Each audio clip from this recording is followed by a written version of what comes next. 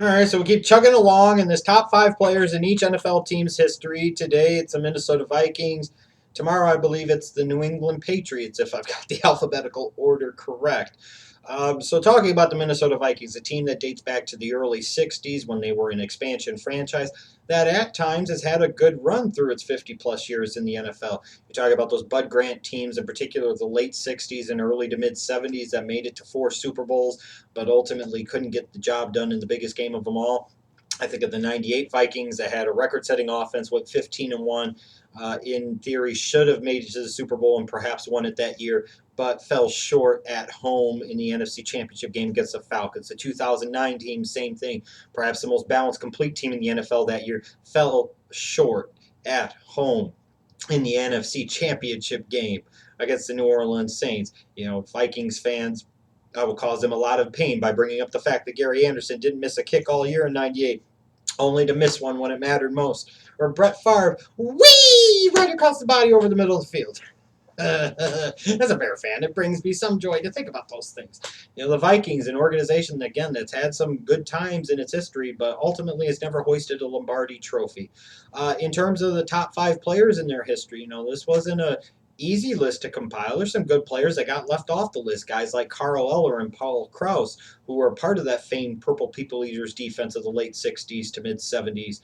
I look at players like Mick Tinglehoff, the center on those great Vikings teams during that time, who I feel should be enshrined in the Pro Football Hall of Fame. I look at a guy like Chuck Foreman, a very underrated running back who was a very key player for Bud Grant and those Vikings offenses in the 70s. I look at some other players, and I look at guys like Chris Doleman and Chris Carter and Randy Moss in particular. You look at those guys, they all have Hall of Fame credentials, so to speak. Carter's in the Pro Football Hall of Fame. They were very tough to leave off the list, as was a Ron Yeri, who was one of the better right tackles of his time, and himself is in the Pro Football Hall of Fame from that Bud Grant team of the 60s and 70s. But ultimately, I had to whittle it down to five. These lists sometimes are controversial. I'm sure this one will elicit some debate, and then good. That's what I'm hoping for. I want to hear your top five Vikings list, and I want to hear your thoughts on my list and my rankings. So let's get started. Number five, Adrian Peterson, the seventh overall pick out of Oklahoma in the 2007 NFL Draft. In his 7 seasons with the Vikings, he's been, to me, the premier running back in all of the National Football League beyond question. A 6-time Pro Bowler, a 3-time All-Pro. You saw the greatness of what an Adrian Peterson could be in 2012 in an era where you see more running backs by committee. You see a de-emphasis of the running game in general and lead backs in particular.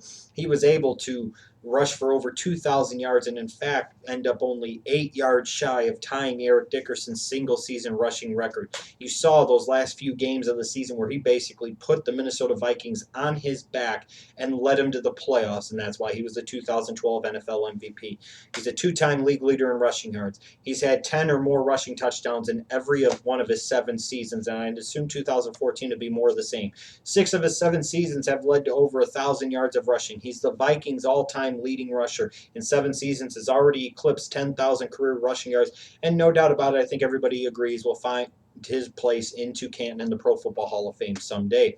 And by the time his career is done, if he has another 2 or 3 real peak AP type of years, he could be much higher on this list. Number 4, I will go with one of my favorite players of the 90s, John Randall, an undrafted free agent who would go on to become one of the premier pass rushers and the premier interior pass rusher of his time, and eventually find his place in the Pro Football Hall of Fame. Again, not bad for a guy that was so well thought of coming out of college that he was undrafted. In his 11 seasons in Minnesota, he was a 6-time Pro Bowler, a 6-time first-team All-Pro. He had 8 seasons with 10 or more sacks. He was a force, a disruptor.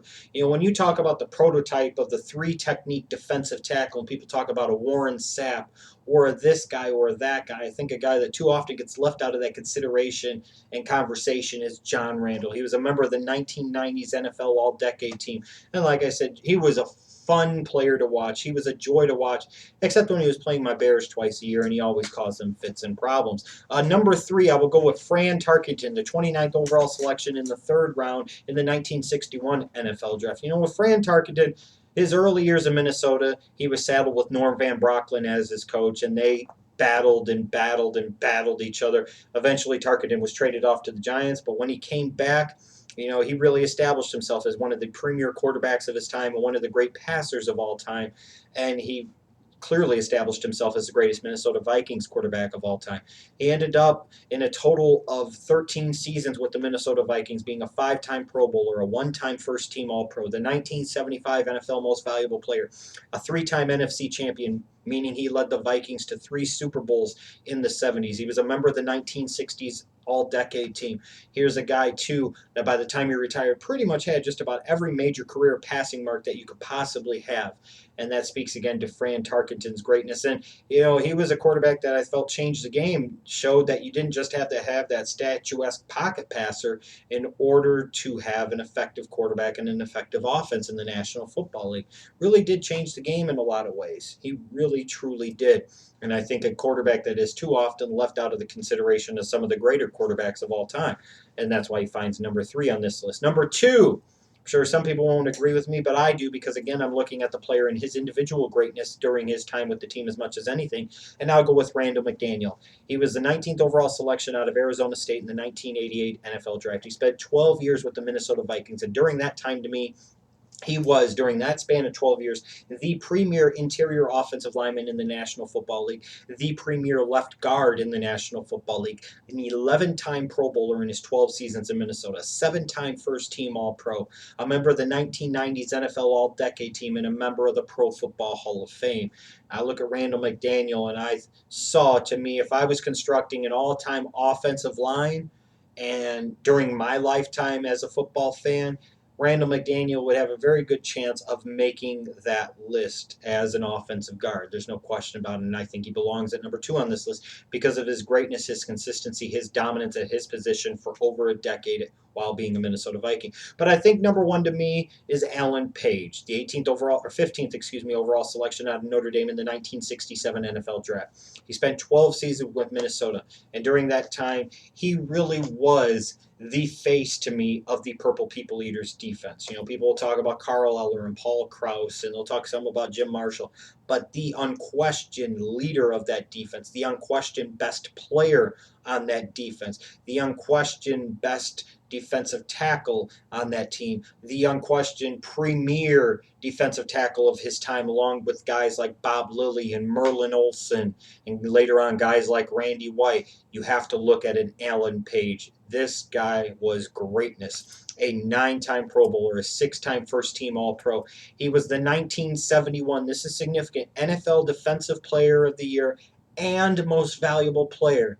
He was the first defensive player in modern times to win the award of Most Valuable Player. And this, again, was at a time where they didn't really track tackles for interior linemen. In particular, didn't track sacks for an interior lineman. So he was both the Defensive Player of the Year and the Most Valuable Player in the league in 1971. He was the anchor of that Purple People Eaters defense, like I said, that played in 4 Super Bowls between the late 60s and the mid-70s under head coach Bud Grant. I think when you ask most Viking fans and they talk about great Vikings, I think the one name that always comes up as the greatest Viking of all time, at least from the conversations I've had with all the Viking fans I've known over the years, the gold standard of Minnesota Vikings has always been Alan Page, and that's why he's number 1 on my list. Make sure you let me know what you think of my list down below in the comments. Give me your list of the 5 greatest Minnesota Vikings of all time. Next up, like I said, tomorrow will be the New England Patriots.